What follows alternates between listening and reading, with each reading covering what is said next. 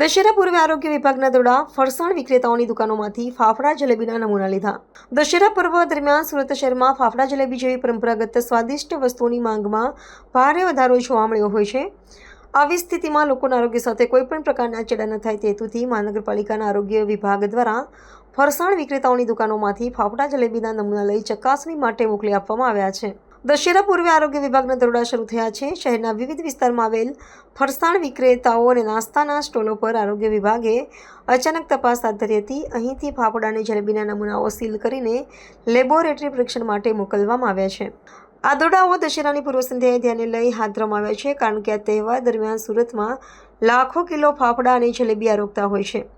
આરોગ્ય વિભાગે જણાવ્યું છે કે જો લેબોરેટરી રિપોર્ટ નેગેટિવ આવશે, એટલે કે નમૂનાઓમાં કોઈપણ પ્રકારની અશુદ્ધિ કે હાનિકારક તત્વો જોવા મળશે તો દુકાનદાર વિરુદ્ધ કડક કાર્યવાહી કરવામાં આવશે।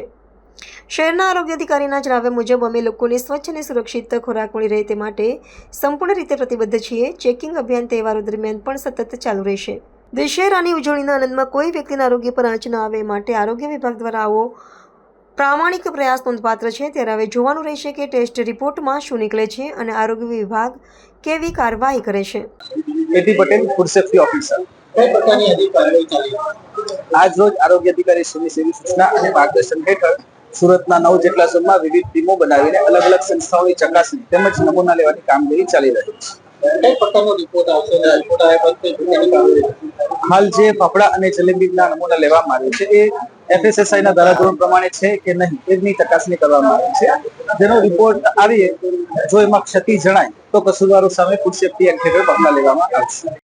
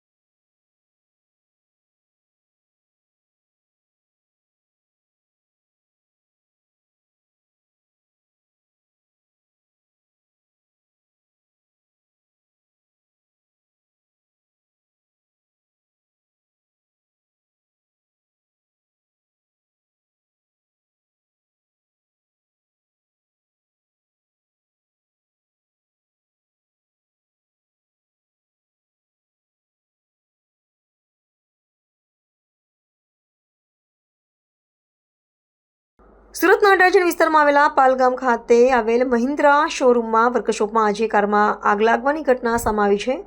આગ લાગતાની સાથે જ સ્થળ પર અફરાતફરીનો માહોલ સર્જાયો હતો। વર્કશોપમાં કામ માટે લાવવામાં આવેલી કાર અચાનક આગ લાગી ગઈ હતી। અડાજણ પાલગામમાં મહિન્દ્રા શોરૂમમાં વર્કશોપમાં કારમાં આગ લાગવાની ઘટના બની છે। આ ઘટનાથી સદનસીબે કોઈ જાનહાનિની નોંધાઈ નથી। સમય સૂચક કાર્યવાહી કરતા ફાયર વિભાગે તાત્કાલિક ઘટના સ્થળે પહોંચી આગને કાબૂમાં લીધી હતી અને મોટી દુર્ઘટના અટકાવી હતી। જો આગ વર્કશોપથી આગળ શોરૂમના ભાગમાં પ્રસરી ગઈ હતી તો વિશાળ પ્રમાણમાં નુકસાન થવાની શક્યતા હતી, કારણ કે દશેરા નિમિત્તે મોટી સંખ્યામાં બુક કરાયેલી કારો શોરૂમમાં ઊભી કરાઈ હતી।